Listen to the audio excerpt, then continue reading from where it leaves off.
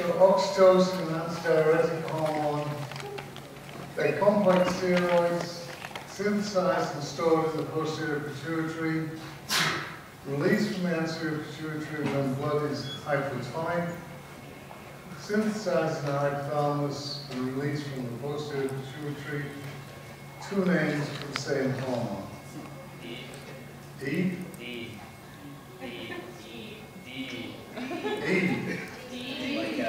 Dog. D for dog. Like a dog. Okay, as long as it's not D for dance, D is correct. Yes, easy. Next one, vasopressin secretion is increased during stress, reduced during hemorrhage, reduced by increased blood osmolality, increased by alcohol, increased in hypothalamic diabetes insipidus. A, B, C, D, E.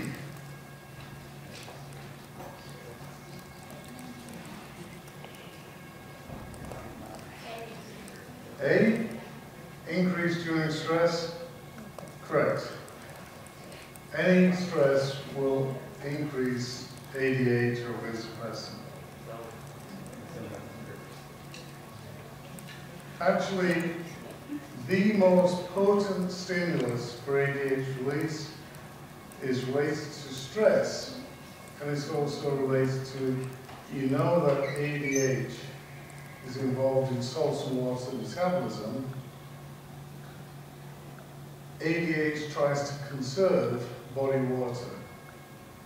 So one of the stresses which will increase ADH is the BAF reflex. When you're going to vomit, BAF, you know that your body will anticipate losing a lot of water, so it actually stimulates ADH to conserve water.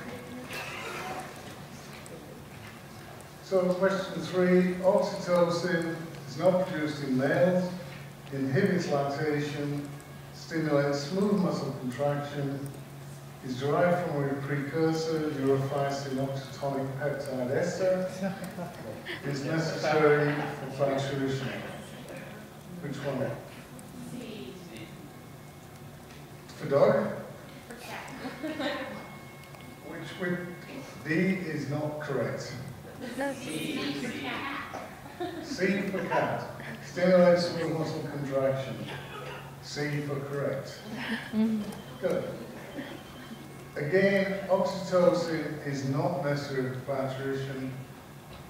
It's induced by oxytocin if you're late on your dates, but it's not absolutely necessary. The baby will ultimately kick its way out of the uterus.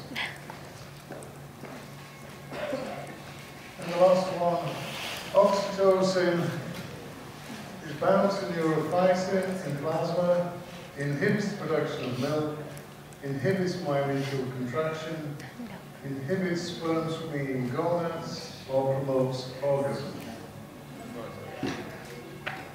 Which one? For elephant? Yes. Correct. Promotes orgasm. Easy. Alright, so we talked about the posterior pituitary, and I want to talk about the anterior pituitary, which is often called the adenohypophysis. So, the anterior lobe produces many hormones, some of which are essential for growth and reproduction. And although the anterior pituitary produces these hormones, it does so in response to hypothalamic stimulation. So again, there is a link between the hypothalamus and the anterior pituitary.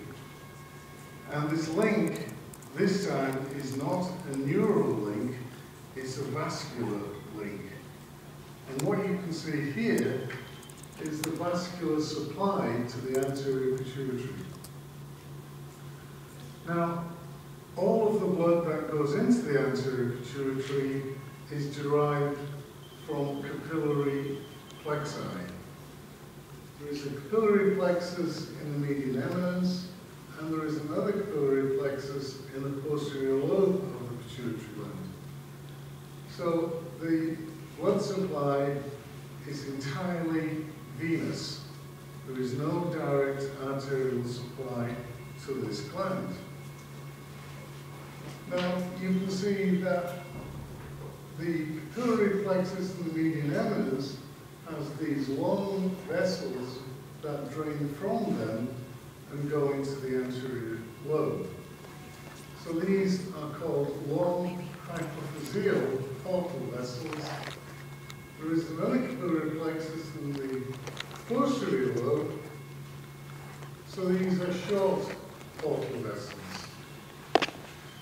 Now, nerves from the hypothalamus terminate on these portal vessels, on these capillaries, and release their neurosecretions into the blood. And these neurosecretions are the hypothalamic factors, the hypothalamic releasing factors that stimulate or inhibit the activity of different anterior lobe cells.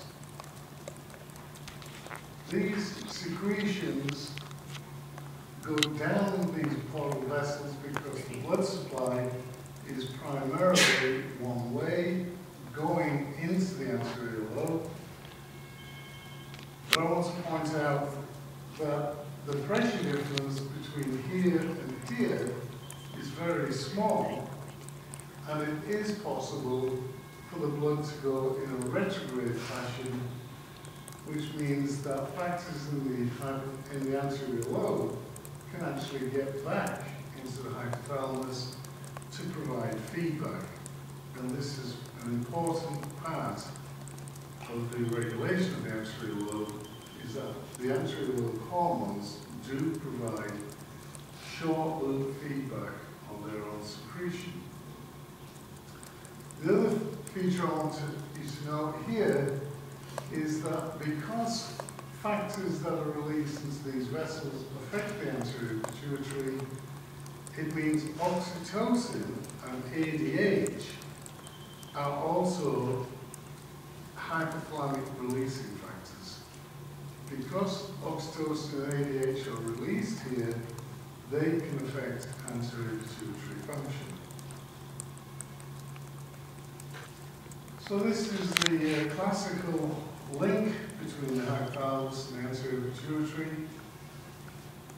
So you can see here there are neurons from hypothalamic nuclei which have short cell bodies. They're called parvicellular cell bodies, as opposed to the macrocellular that go to the posterior pituitary. And the nuclei here, that's typical of the hypothalamus, is the arcuate nucleus. And they produce these secretions, which are called hypophysiotropic hormones, or releasing factors, that are released into portal circulation. This goes down the pituitary stalk to the anterior lobe to affect the activity of different cells in the anterior pituitary. So the anterior pituitary produces many hormones, some of which are shown here. So in the middle panel, there is a list of the hormones that we're going to deal with. I say there's actually more than this.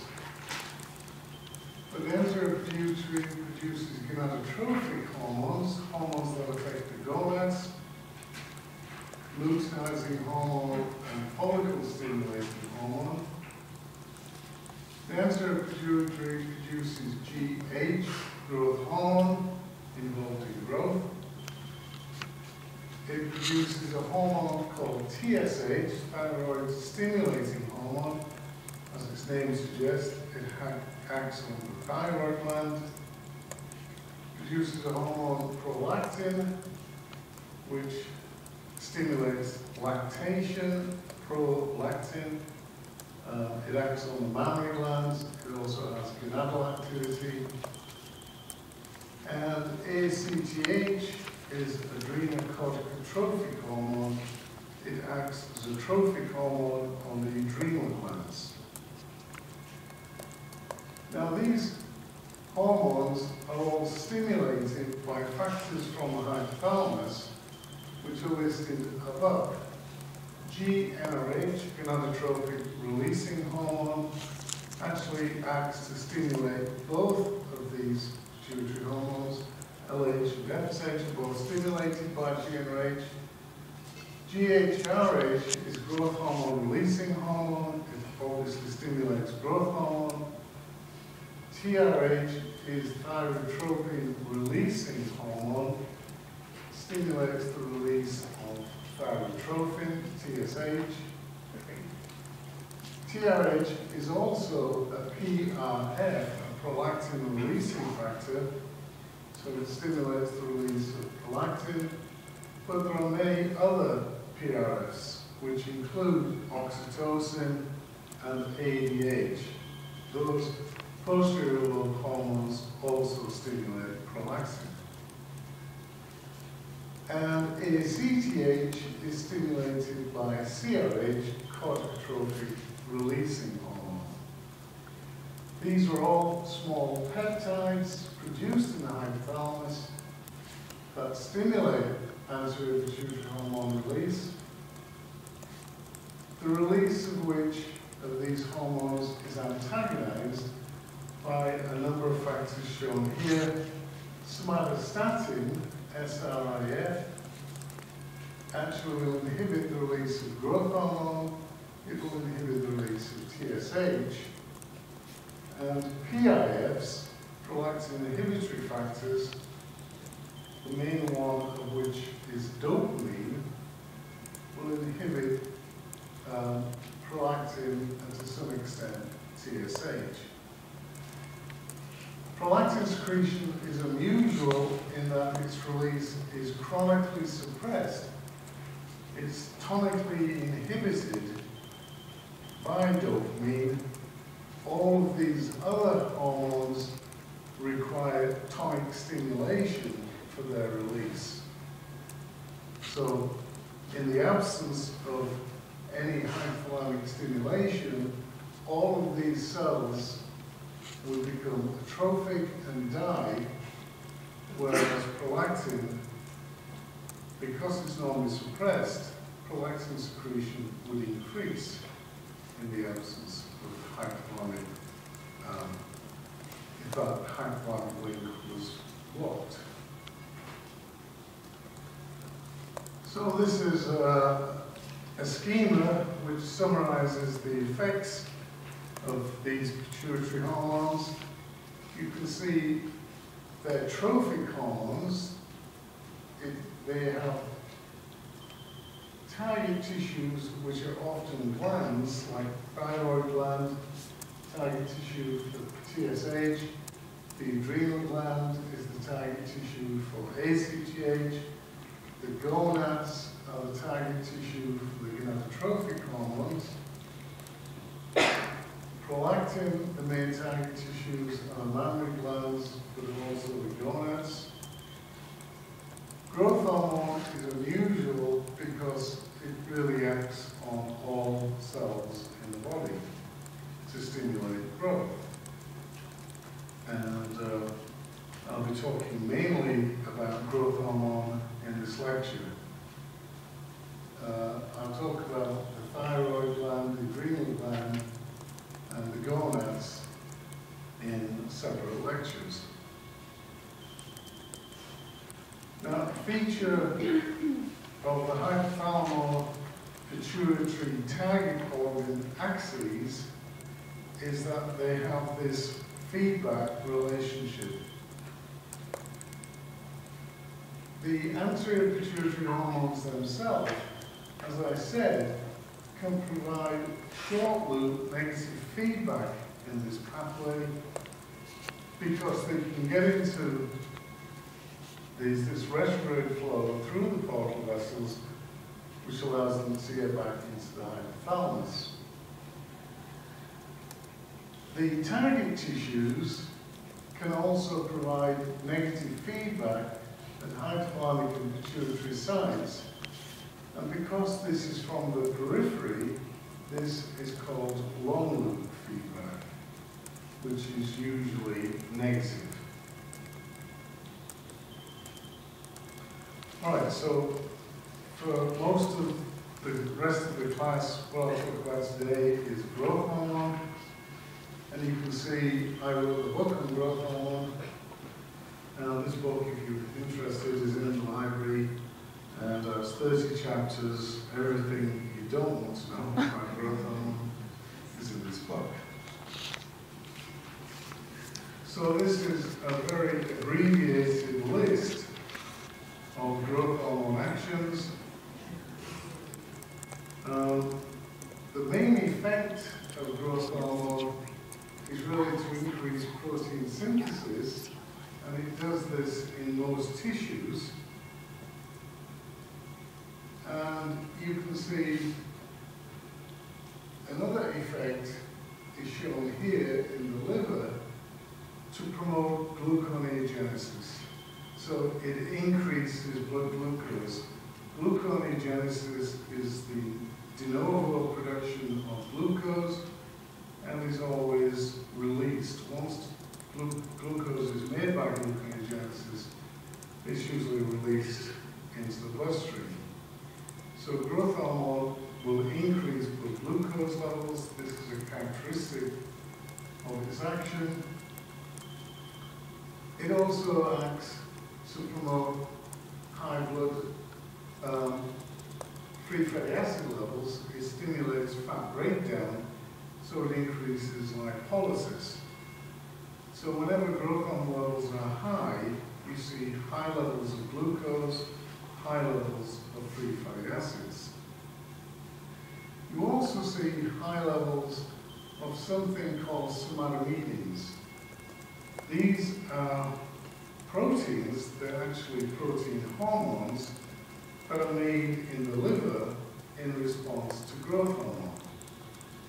And somatomedins, which also are called insulin-like growth factors.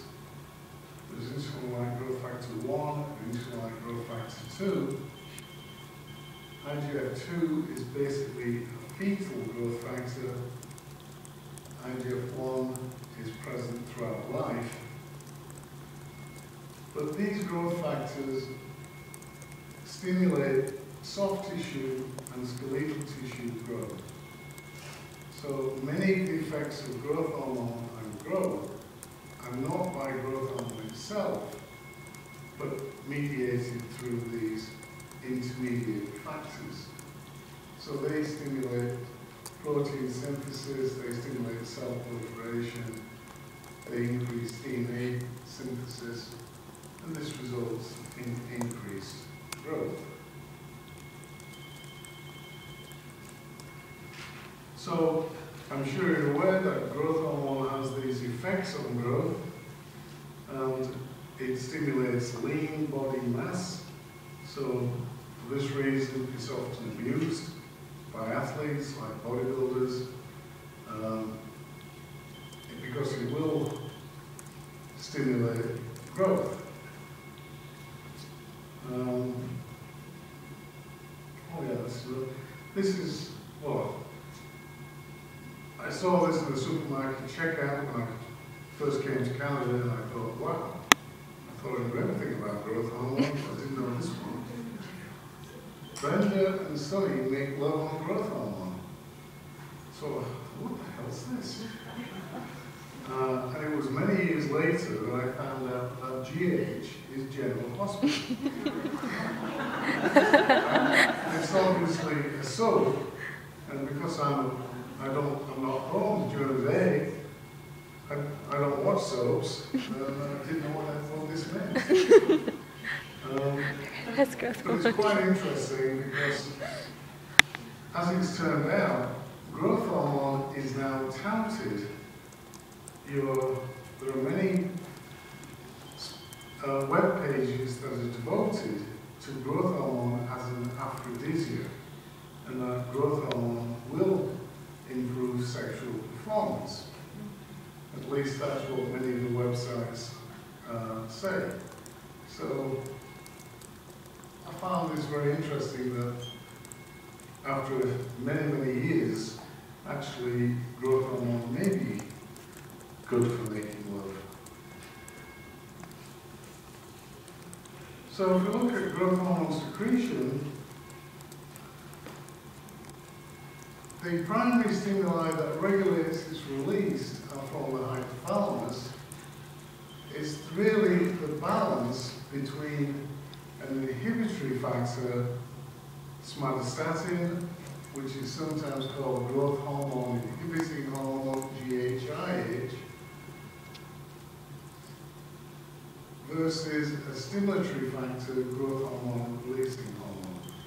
So it's the interaction between these two factors which determine how much growth hormone is being released.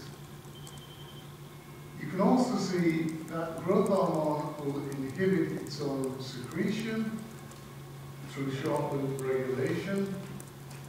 You can also see that the effects of growth hormone on the periphery also provide feedback stimuli. Growth hormone will act on the liver to produce somatomedins, and somatomedins provide negative feedback at hypothalamic and pituitary sites.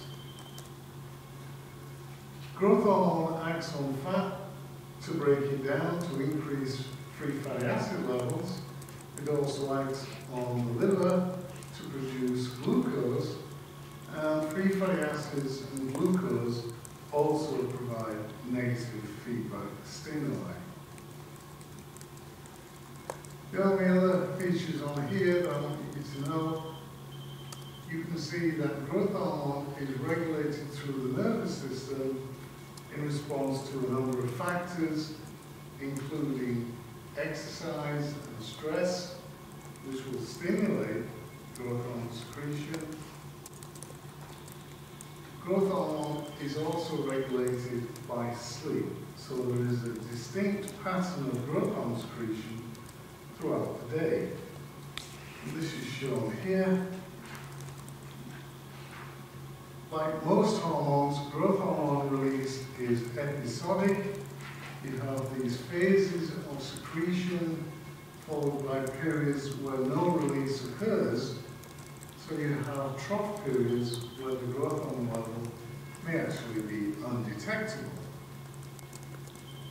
You can also see that the amplitude and the frequency of these episodes of release increases during sleep.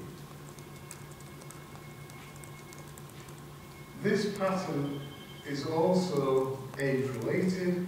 There is more growth hormone released in juveniles than in adults. There's a loss of growth hormone as you age. And in fact, many adults will be totally deficient in growth hormone by the age of 60.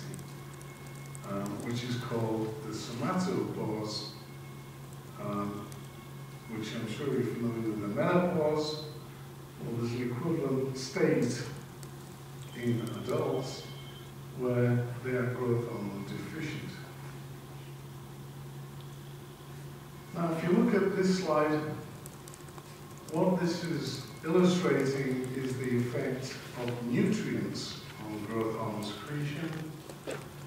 If you have regular meals, you'll find that the growth hormone level will be suppressed. This reflects the fact that glucose and free fatty acids are inhibitory for growth hormone secretion.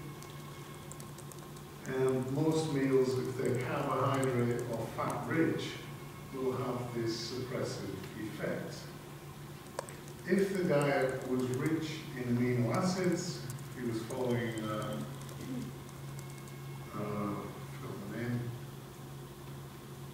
well, if you were eating lots of meat, you'd find that growth hormone secretion would actually be increased because amino acids will increase growth hormone release. If you are deprived of food, if you're fasting, you will also see increases in growth hormone release. This reflects the fact that fasting will lower blood glucose, so by definition, this will increase growth hormone. Fasting is also a stress, so this will also increase growth hormone. So this is a review of growth hormone. It's synthesized in the cells of the anterior pituitary that are called somatotropes. It's episodically released, and there's more episodes of release during stress and during sleep. The concentration declines during aging, and the main factors causing its release is the interaction or the balance between these two factors, growth hormone releasing hormone and somatostatin. Its main actions are to promote skeletal and soft tissue growth, to cause hyperglycemia and hyperlipidemia, which will provide negative feedback. It also promotes somatomedins or IGFs, which also provides negative feedback.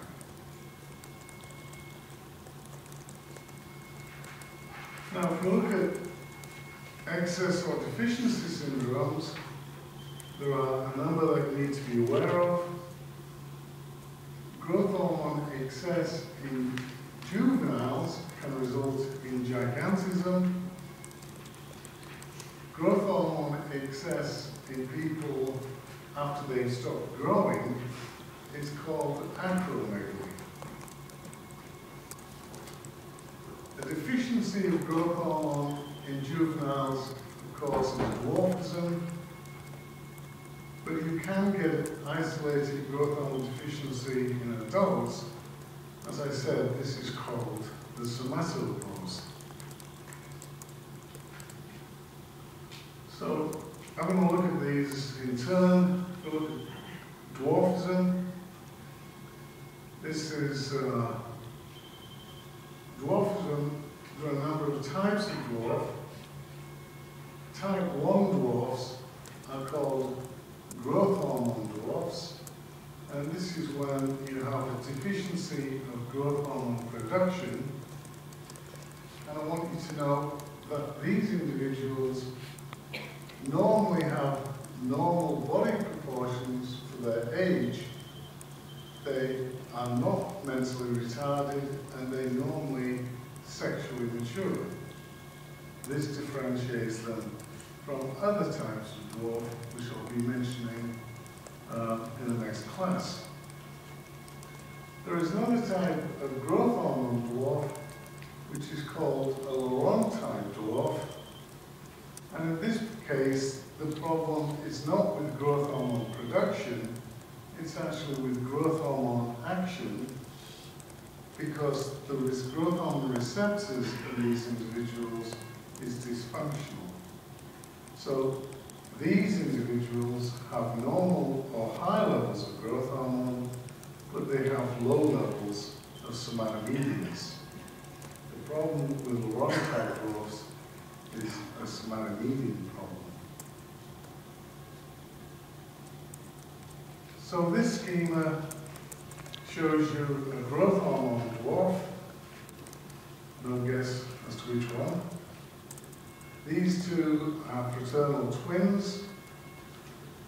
The little guy is the same age as his sister. He's just shorter. His body proportions are very similar to those of his sister. He's just smaller. Now this differentiates growth hormone dwarfs from thyroid dwarfs. So if you look here, this is a normal individual at 8 years of age. this is a growth hormone dwarf. Again, body proportions similar to the normal guy. But if you compare a growth hormone dwarf with a hypothyroid dwarf, you can see the hypothyroid dwarf has the body proportions of someone much younger than himself.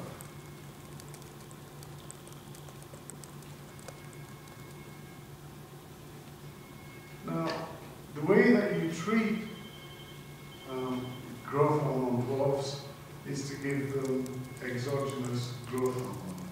So you give them replacement therapy, and this usually stimulates growth. But there are concerns about using exogenous growth hormone, which are listed here, one of which is growth hormone is very mitogenic and has been shown to actually be a causal factor in inducing several types of cancer. It also is very metabolically active, so there is a danger of metabolic side effects if you give a lot of growth hormone. And there are various ethical issues too. It's not a disease to be small. So many parents may wish their children to be 6 foot plus, but unless you're actually a dwarf, it's not ethical to give people exogenous growth hormone. And giving exogenous growth hormone cannot treat Laurent-type dwarfs. They already produce growth hormone. For Laurent-type dwarfs, you have to give replacement therapy with somatomedians with IGFs.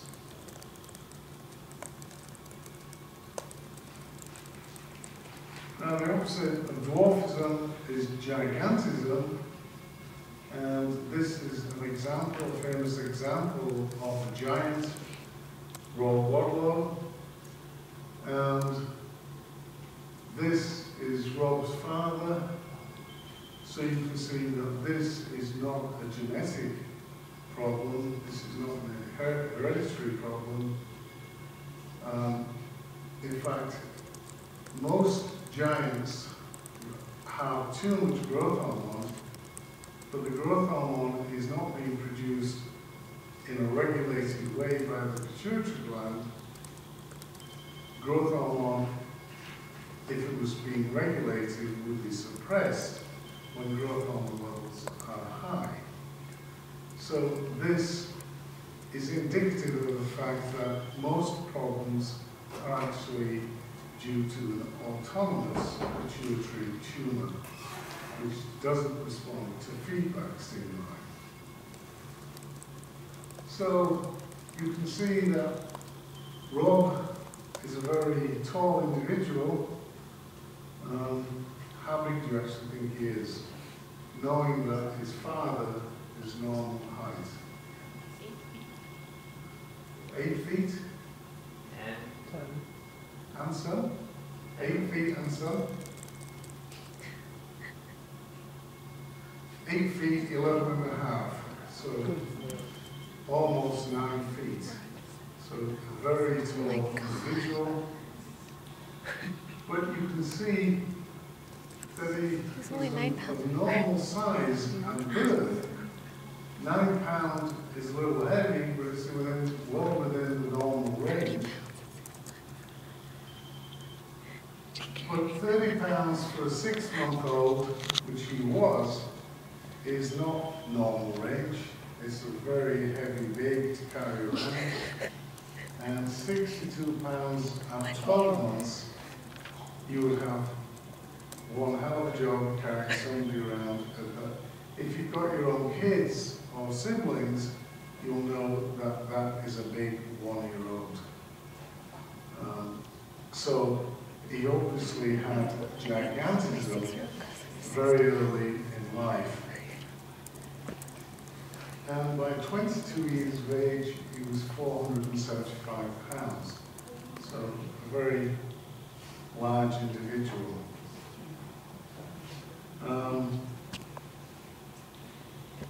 Although he's large, he's actually very weak. His father is holding his arm up because he actually is very weak, and he had problems with his vertebral column. Most acromegalics, they find that the body is actually too big to be supported by the spine. So many giants have problems with the vertebral column.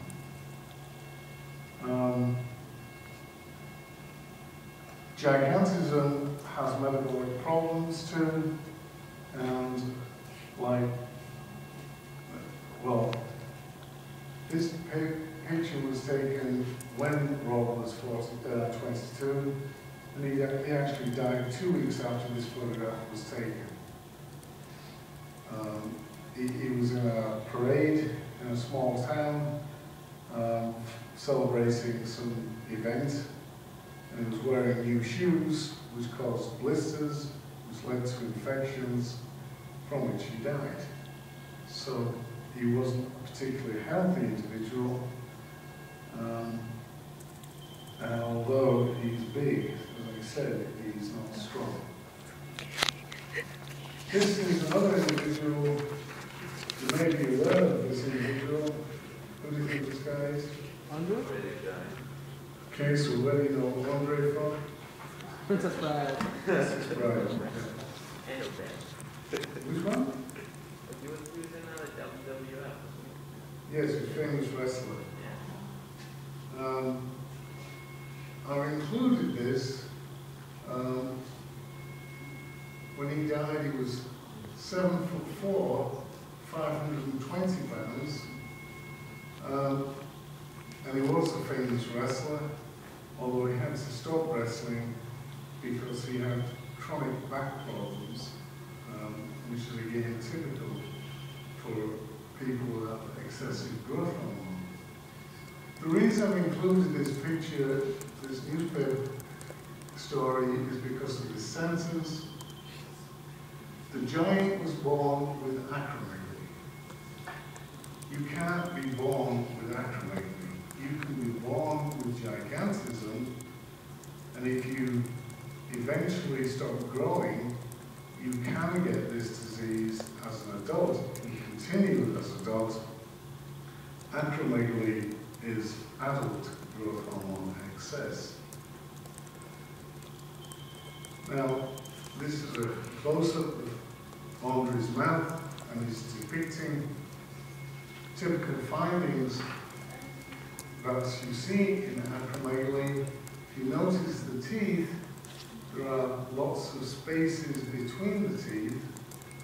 His gums are still responding to growth hormone, so this is partly the way you've got these spaces. The soft tissues are still responding to growth hormone, so he has large fleshy lips. His skin is very thick and oily. This is not Andre, this is another acromegaly. But this is another problem that you may see with acromegalics. What's the problem here? What's that? Enlarged tongue. Wait. Enlarged tongue. An enlarged tongue. Yes, this is just a coffee stain. It's nothing to do. The problem is the tongue is so large, it's not fitting properly into the mouth. So take a look at your neighbour, pull your tongue out. You've been dying to do this, I know. So just look at your neighbour, pull your tongue out, and I guess you'll see either side of the tongue. If you're acromegalic, this is what usually occurs. The tongue is too big for the mouth. So these are the classical features of acromegaly. You have these orbital ridges because you still have growth of the bone. The nose is a large, broad, flat nose. You have large fleshy lips. You have thick skin, which is prone to acne, very oily. And you have prognathison, which is a protrusion of the lower jaw. And the name acromegaly takes its name from growth of the apical regions, which are shown here. Apical regions are the hands and the feet. So this is a normal person's hands compared with an acromegalic's hand. So if you go into medicine and you become an endocrinologist, and somebody walks into your clinic and shakes hands, and their hands envelop yours, very good sign that they're acromegaly. This is another sign of acromegalics. You have continued growth of bone tissue, which often results in spurs on the heel, as you can see here. So these are the classical signs of acromegaly. You have vertical changes. I say the spine usually is unable to properly support the weight of the torso. You have prognathism. You often get hirsutism because hair tissue continues to grow in response to growth hormone. You may see gynecomastia, growth of the breast. This is partly because growth hormone in humans resembles prolactin, and this is one of the roles of prolactin. But the cardinal signs is an enlargement of the hands and the feet. You may see visual field changes because the pituitary gland lies between the optic nerves. And if you have a tumor of the pituitary, it may put pressure on the optic nerves, resulting in visual field problems and headache. Now, you can get excess growth hormone, which could result from a primary defect in growth hormone production. It could result from excessive growth hormone releasing hormone, but it's usually caused by an autonomous pituitary tumor, which is unresponsive to negative feedback. And the way you treat this is by giving drugs to shrink the tumor. One usual example is bromocriptine, or you surgically remove the pituitary gland, a process called hypophysectomy. It's thought that you could use somatostatin to lower growth hormone, or you may block its actions by using growth hormone receptor antagonists. But these are really still in trial phases. Okay, so what about isolated growth hormone deficiency in adults? This is not a consequence of the somatopause.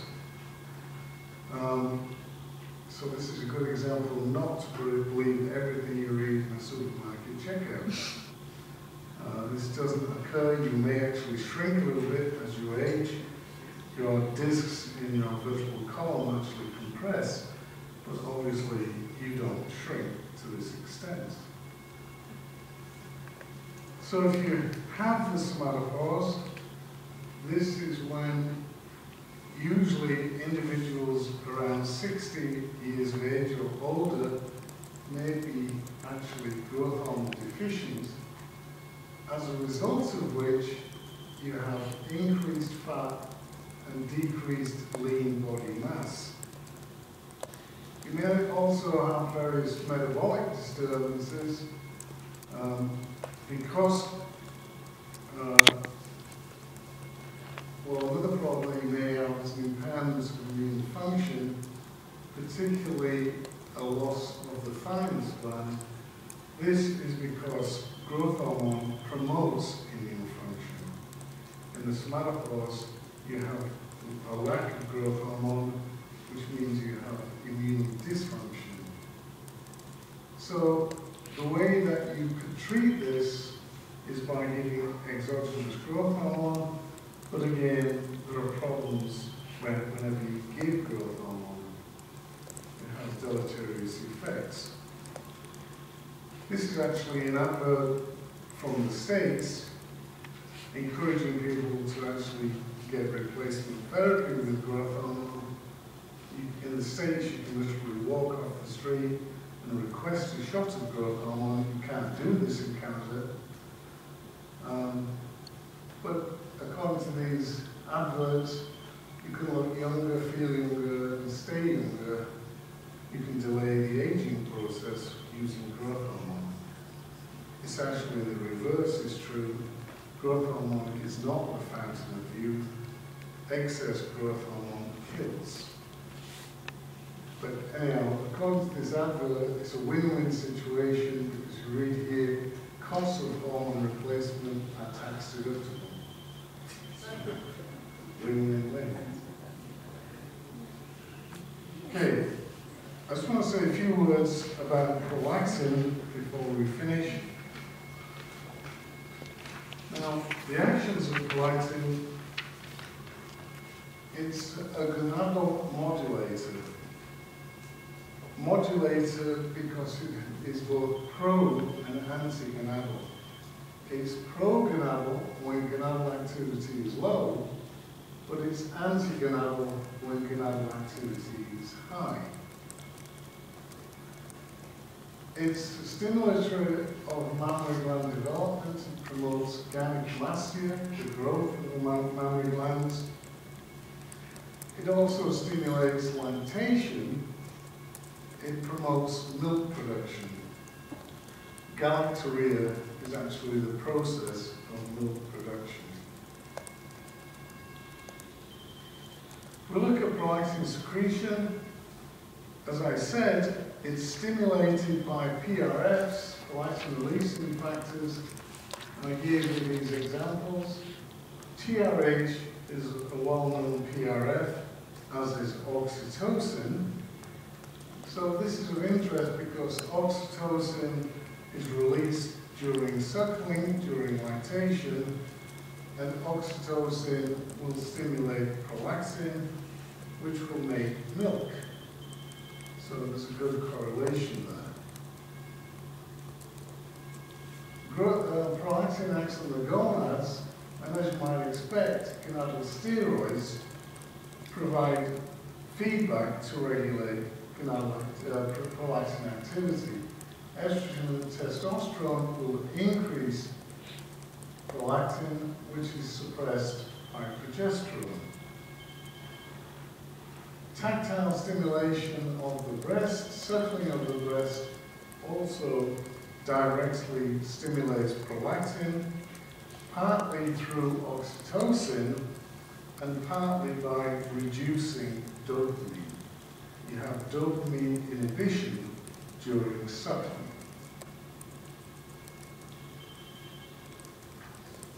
Now, you can have hyperprolactinemia if you have too much prolactin, and this is accompanied by gonadal dysfunction, which could be manifest by amenorrhea, a loss of menstrual cycling, could be accompanied by a reduction in libido, and the way you treat this is to give a dopamine agonist or remove the pituitary gland. A deficiency of prolactin is hypoprolactinemia. Again, it's accompanied by gonadal dysfunction, and it could be accompanied in lactating women by an impairment of lactation. Now, just before I close, I just want to mention you can have an excess of all the pituitary hormones, which is called pituitary diabetes. This is diabetes because it's accompanied by hyperglycemia. All of the pituitary hormones are trophic hormones. They all nourish. their target tissues. They will increase glucose for target tissue use. And this is not, I want to differentiate this from, it's not diabetes insipidus. This is a different type of diabetes. It's sugar diabetes because blood glucose levels are high. There is another problem if you have a deficiency of all the pituitary hormones called hypopituitarism, the Peter Pan syndrome. These individuals don't grow very well, they remain sexually mature, reflecting the loss of gonadal hormones, gonadotrophin hormones, reflecting the loss of growth hormone and thyroid hormones. And the same disease, if it occurs post-puberty, is called Simmons disease in adults. And Simmons disease is characterized by a loss of secondary sexual characteristics. There's another disease you should know about, which is called empty cellar syndrome. The pituitary gland normally lies in a bony cavity, which is called the sella turcica, and some individuals are born without a pituitary. The sella is empty, and so they have a deficiency of all pituitary hormones. And this is an individual who has empty sella. So, how old do you think this individual is?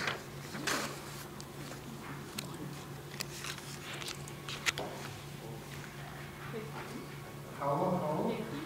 50. 15. 15. Have you got this in your notes? 4 or 5. 45?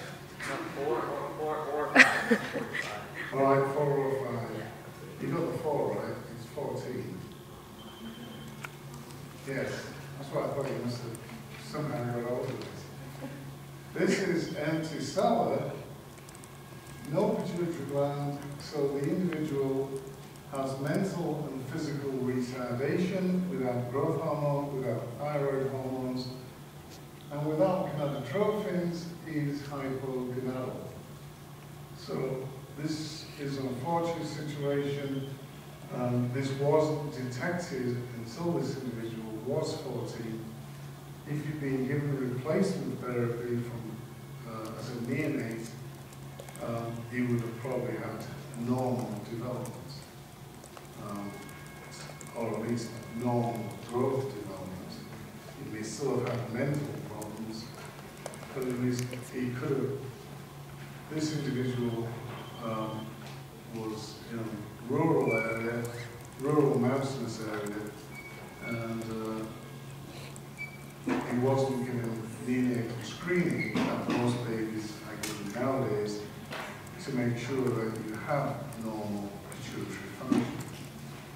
But this shows you, I think, it's a good example of what hormones can do, or in their absence, the problems of not having normal hormone environment. Okay, well,